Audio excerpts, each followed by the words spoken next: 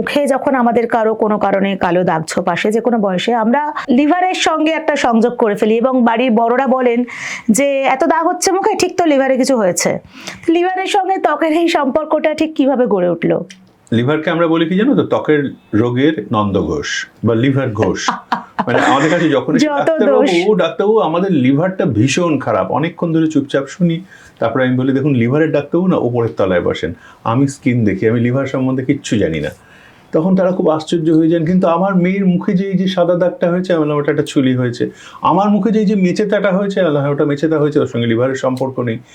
মানুষের কেন একটা ধারণা যে লিভারের সঙ্গে সাংঘাতিকভাবে স্কিনের একটা সম্পর্ক, চুল উঠে গেলেও লিভারের দোষ, গায়ে সেতি বেরোলেও লিভারের দোষ, এবং মুখে স্পট হলেও লিভারের দোষ, ব্রণ বেরোলেও লিভারের দোষ, এবং তার সঙ্গে কোষ্ঠকাঠিন্য।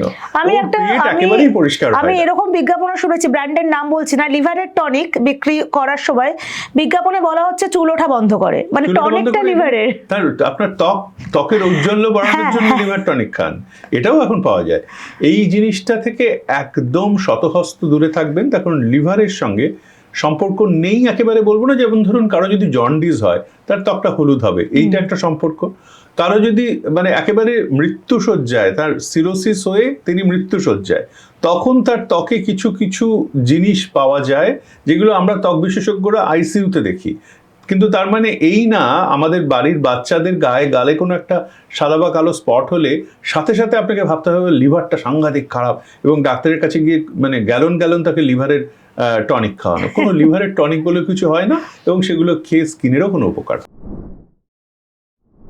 সম্পূর্ণ ভিডিওটি দেখতে ভিজিট করুন আমাদের ইউটিউব পেজ দ্য ওয়ার্ল্ড আরোগ্য।